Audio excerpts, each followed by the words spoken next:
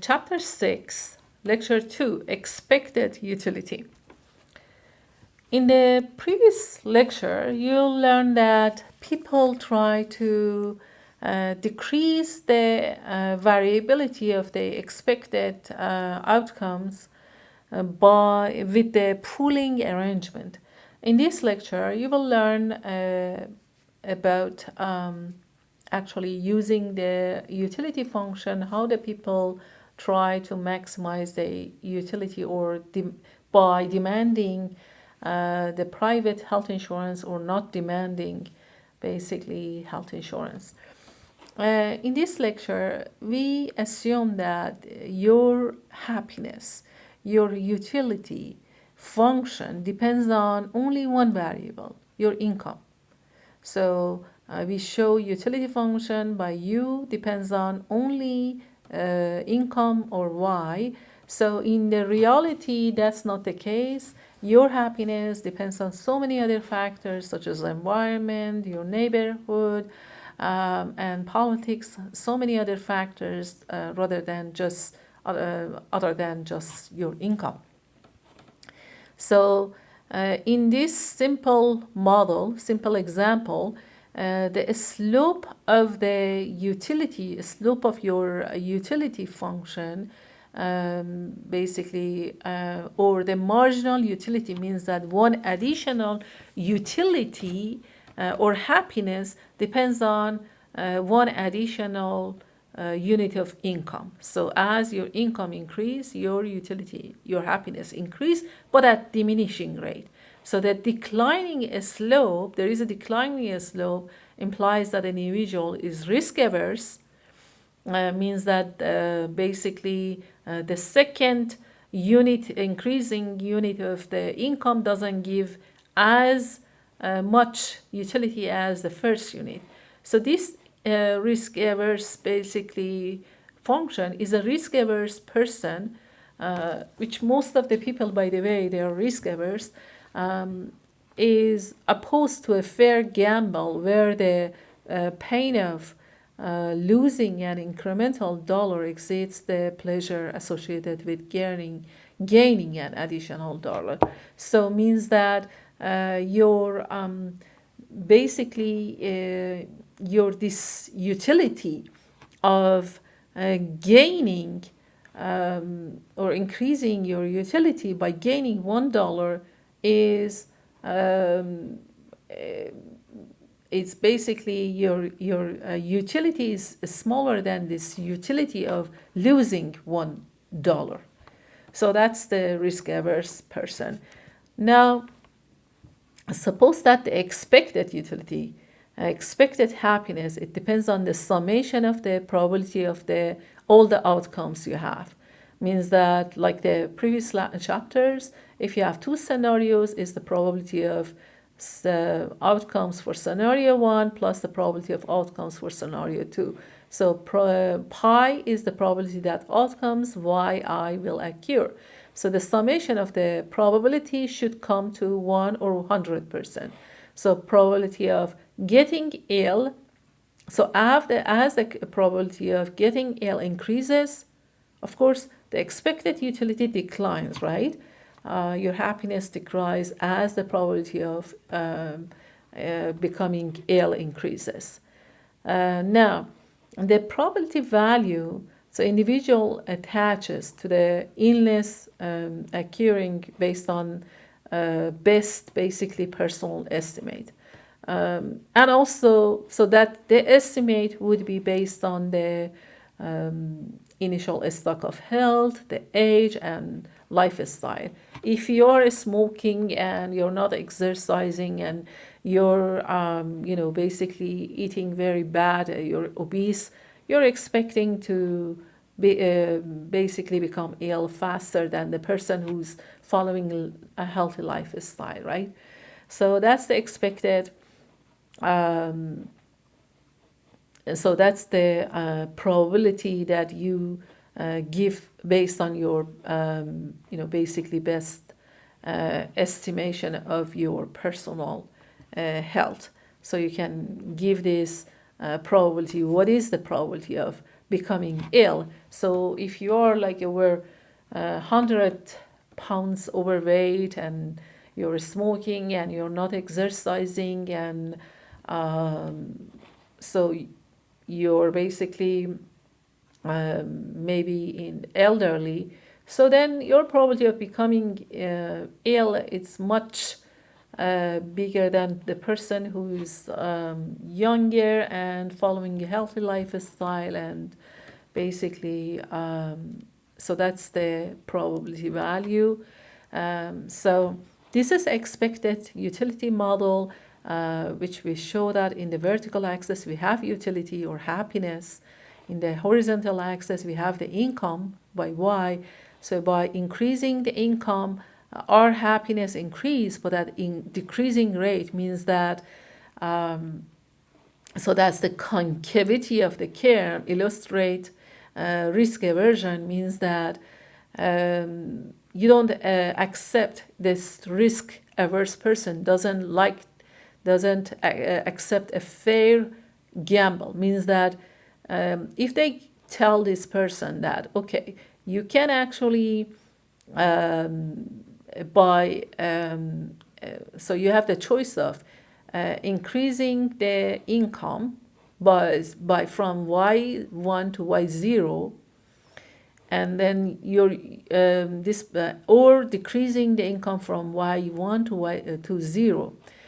So this this person actually gain more utility from increasing income from y1 to y0. From this person increase utility from or happiness from u1 to u0, as opposed to losing the income from y1 to y0.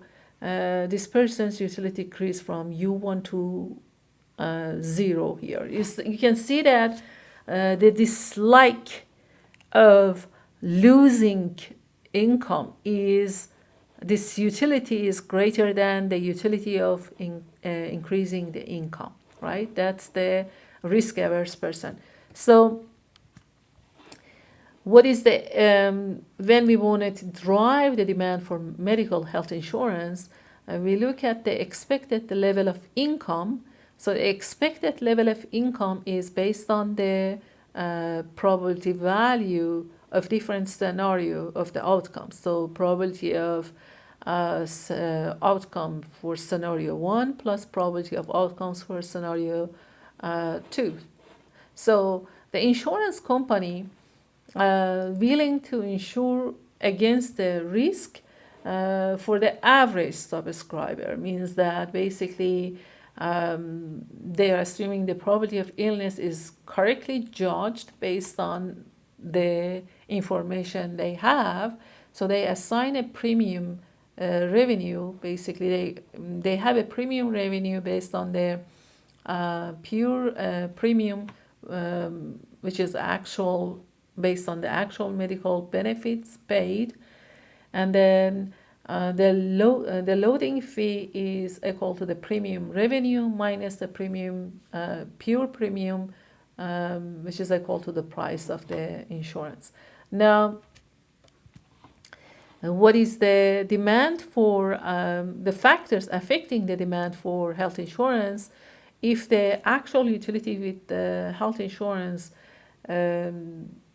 basically exceed the expected utility without it, then the person buys the health insurance. So the person actually calculate, estimate, say that, hey, by buying this health insurance, based on the utility I get, happiness I get, and based on the price of the insurance, then the person decides if the basically the expected utility is greater by buying the insurance or not. If the expected utility is less than if the expected utility by buying is less than the utility without buying, so the consumers will not buy the insurance. And there is a case when the expected utility is equal to the without buying the insurance, then the consumers' indifference between buying and not buying health insurance. Now let's have a numerical example. Suppose that Mary is currently unemployed and without health insurance coverage, so she derives the utility from her interest income on her saving. Suppose that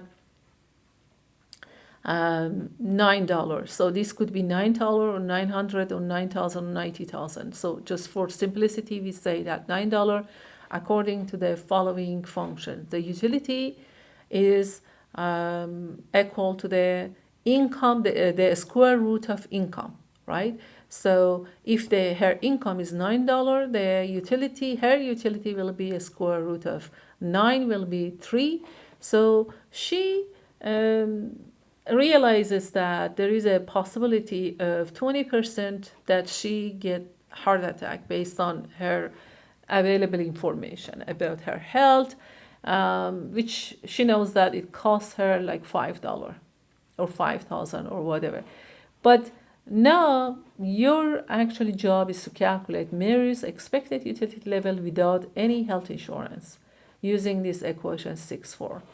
The equation 6.4, we say that expected utility is equal to the probability of the utility without insurance plus with the scenario 1 when she doesn't have the heart attack plus probability of the utility when she has the heart attack. So here there is an 80% probability of being healthy. So then in that case she doesn't lose any income. So her income is 9, and 20% probability of being sick. Then her income she lose $5, so her income will be 4. So the expected utility will be 80% of the square root of 9 plus 20% of a square root of 4, which will be 2.4 plus 0.4, 2.8 is the expected utility without health insurance. Suppose that a health insurance company is offering her an insurance with the annual premium $5. Now, do you think she will buy health insurance or not? So, or why not? So the utility of purchasing health insurance is equal to 2, because we say that 9 minus 5, a square root of the 9 minus 5 is going to be 2. And no, Mary will not buy this health insurance because this 2 is less than 2.8, her utility without buying the health insurance.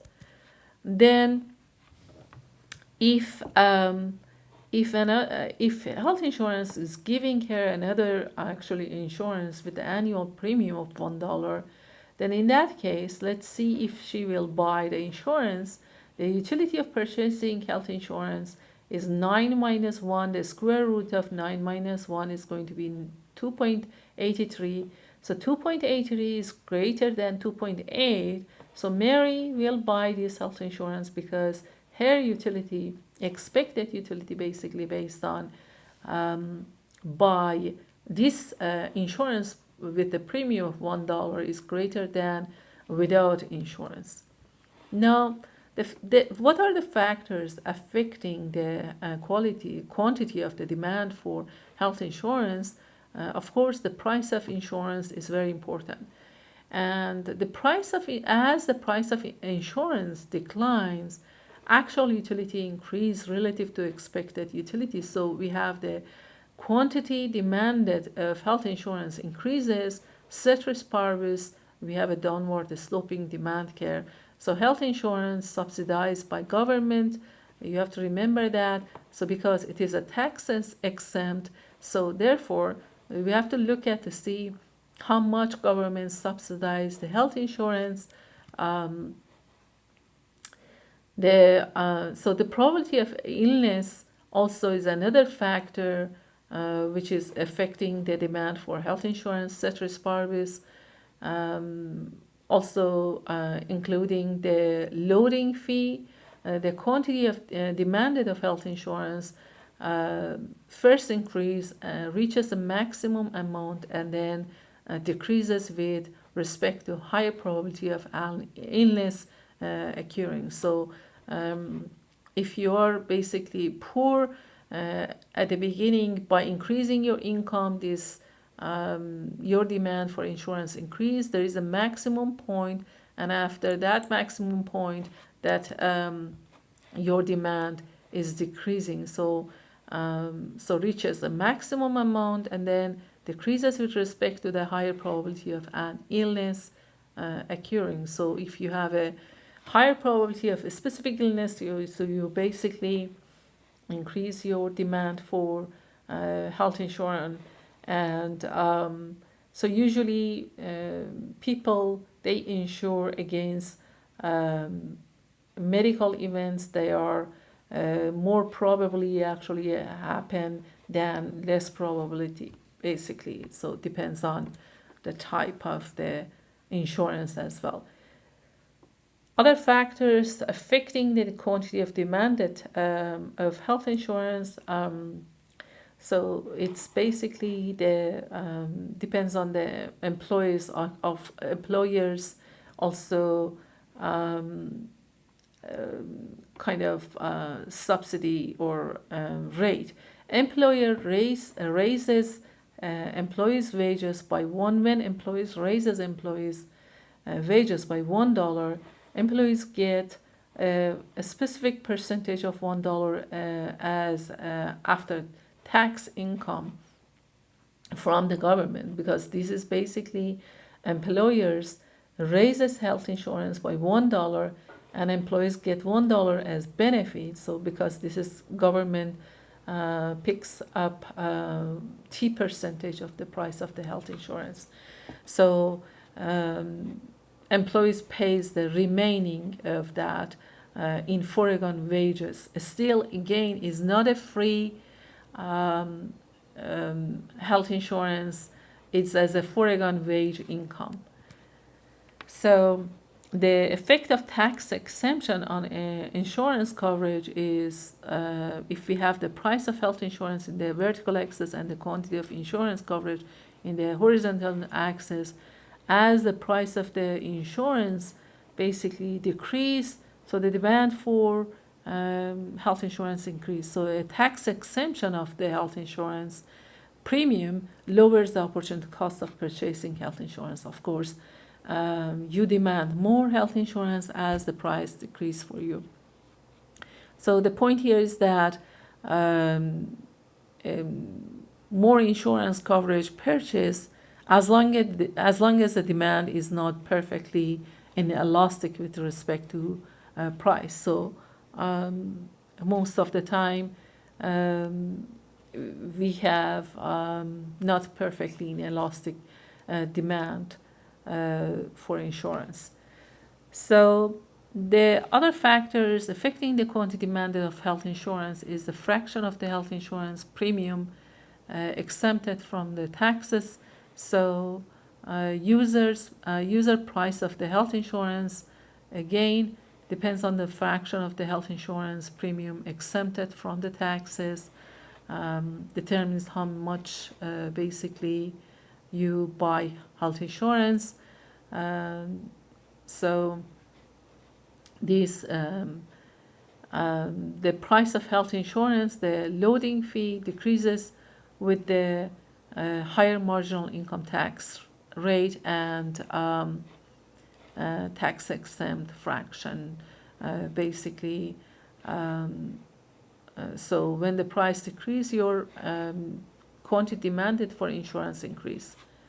And then again, when you're looking at the impact of the factors affecting the quantity demanded of health insurance, you have to think of that this is a downward sloping demand curve. Individual demand for health insurance coverage is downward sloping, reflects a law of diminishing marginal utility. So people usually face relatively low, high risk situation, but many more low risk events So it basically falls with the in price. People are more willing to have more of the um, those less risky events, basically, if they are actually cheaper than the other. Now, the factors affecting the quantity demanded of health insurance, uh, one important factor depends on the person. If the person is a risk averse or a risk neutral person or risk lover person. So risk averse people, and they buy more insurance coverage because they have concave utility curve. Risk neutral people, they are indifference between buying more or less.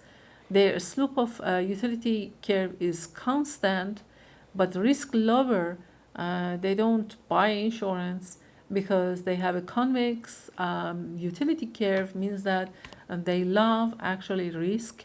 So so they basically they don't buy insurance because losing each every dollar, actually they get more this utility from um, winning $1 by losing that.